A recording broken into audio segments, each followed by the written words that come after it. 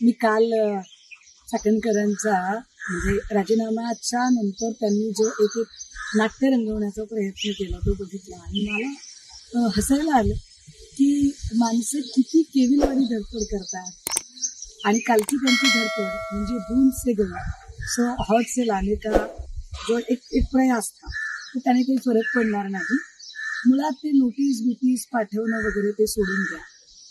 तुमच्या डोक्यावर अटकेची टांगती तलवार आहे त्याचा विचार करा, कारण तुम्ही त्या सगळ्या गोष्टींना अवगत होता. तुम्हाला 1 वर्षापासून कल्पना होती. तुम्ही पीडितेचा आवाज दाबायचा प्रयत्न केला. संघटित गुन्हेगारीचा हा प्रकार होता. त्यामुळे तुमची नार्कोटिक्स झाली पाहिजे आणि तुमची अटक होणं गरजेचं आहे. या मागणीवर मी ठाम आहे. सगळ्यात महत्त्वाची गोष्ट ही काल राजीनाम्याचे निर्देश गृहमंत्र्यांनी दिले. खरं तर सुनेत्रा वहिनींनी ती हस्तक्षेपाची वेळच येऊ द्यायला नाही पाहिजे होती. सुनेत्रा वहिनींना नेतृत्वातला खमकेपणा दाखवण्याची काल एक संधी होती. ती संधी त्यांनी दवडली. असो, मात्र आता तरी अजितदादा कधीही गंडेदोरे करणारे नव्हते. अजितदादांनी कधीही बंधुगिरीला थारा दिला नाही. अशी गंडेदोरे अंगारे दुपारे बंधुगिरी तंत्रमंत्र करणारी बाई जर राष्ट्रवादीच्या प्रदेशाध्यक्ष पदावर असेल आणि तिच्यामुळे जर पक्षाची बदनामी होत असेल तर तातडीने तिला महिला प्रदेशाध्यक्ष पदावरून पायउतार केले पाहिजे.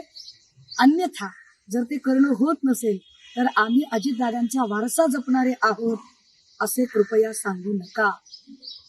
त्यामुळे काय चाकणकर बाई, तुम्हाला काय नोटिसा तुमचा जामीन झाल्यानंतर करा. आधी तुमची जी अटकेची टांगती तलवार आहे त्याचा विचार करा. 500-600 कोटी रुपये तुमच्याकडे आहेत. तटकरेंसारख्या प्रवृत्तींचा आशीर्वाद तुमच्यावर आहे. त्यामुळे माझ्यासारख्या सडाफटीन चळवळीतल्या माणसाला तुम्ही धमकवण्याचा नक्की प्रयत्न कराल. परंतु अशा धमक्या गेल्या 25 वर्षापासून आम्ही रोज बघत आहोत. मी एन्जॉय करते तुमची धमकी. महाराष्ट्रातील ताज्या बातम्यांसाठी बघत रहा टाइम्स टुडे 18 न्यूज. सोबतच शेअर करा, सबस्क्राईब करा आणि बेल आयकॉन प्रेस करा.